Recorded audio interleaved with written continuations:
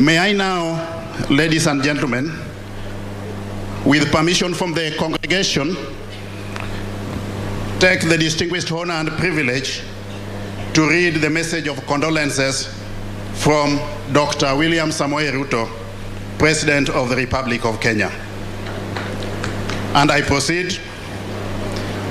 Message of condolence by His Excellency William Ruto, President and Commander-in-Chief of the Defense Forces of the Republic of Kenya, to the family of the late Professor George Magoha.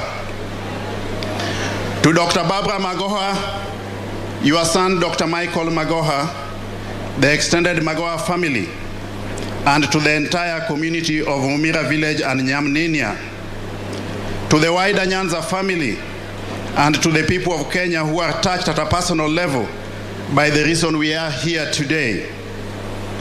I received the sad news of the sudden passing on of Professor George Albert Magoha on 24th January 2023 with total surprise and disbelief.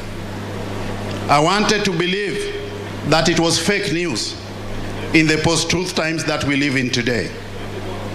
I tried to wish it away as a bad dream, but it was neither fake news nor a passing bad dream. We are all therefore slowly coming to terms with the harsh reality. The cruel hand of death has plucked from our midst one of our finest. We have lost an amazing person whom we have variously known as a colleague, a friend, a relative, a role model, and a mentor.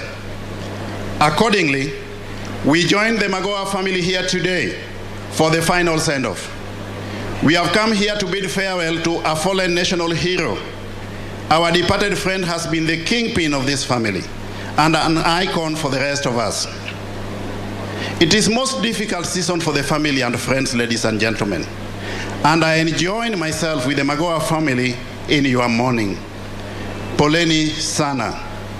I have had the privilege to know Professor Magoha from very close. Among other things, I served with him in the last cabinet. He was also the Vice Chancellor of the University of Nairobi when I was the Minister for Higher Education. And our paths have also met in many other edifying places and ways. In all these, he leaves me with fond memories. I have known Professor Magoha as a most fascinating patriot who loved his country and enjoyed serving it. Professor Magoha loved doing his work. He had no half measures. He put his whole heart and his whole being into everything that he did.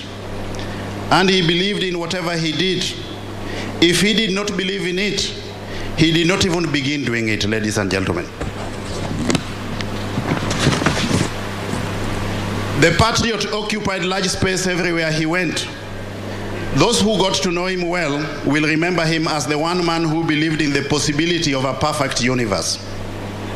But Professor Magoha did not just believe that a perfect universe was possible. He spent his entire life and energy working towards the realization of this perfect universe. He will be remembered as a spirited go-getter. This focused gentleman did his utmost to rally teams around beliefs and causes. He set out to lead them to achieve the goals, and in the process, Professor Magoha turned out to be an astute administrator and institutional leader. He was an outstanding surgeon and a professional role model. As a scholar, he researched and published widely. He was faithful to the academic credo of his times, publish or perish. As a visionary scholar and leader, his towering dreams have been immortalized in his numerous research papers and in the iconic varsity towers at the University of Nairobi, which he believed was the only university in Kenya. He dedicated tour of duty as cabinet secretary, saw him set out to keep our children in school. He roamed in the villages in the countryside, looking for dropout children and returning them to the classroom. He visited individual homes in the slums and informal settlements to find out why children were not in school. He was at his happiest whenever he tracked down one child and returned them to school. Professor Magoha loved order industry, and results. Once his eyes were fixed on the final prize, nothing could sway or discourage him. He was especially impatient with laziness and irresponsibility. He could not entertain mediocrity. He would speak plainly when taking to task the lazy and the irresponsible. He especially had no time for avoidable slowness of mind. He did not hesitate to call out the culprit in plain language. I will always remember Professor Magoha as a thought leader, an energetic worker, a frank man who did not know how to mince his words. I will recall him as a compassionate colleague who stood with those around him in difficult times, and as a conciliator who believed in dialogue as the best intervention in cases of conflict. I will remember his focus, great sense of humor, and his attention to sense of occasion too. Such is the kind of person we have come to pay our last respects to, fellow Kenyans. A man who grew to be bigger than the family space could hold, nor could this village hold. Nyanza could not hold him. The game could not hold him, and indeed Kenya could not hold him, and Kenya didn't. Magoha was a citizen of Africa and the entire world.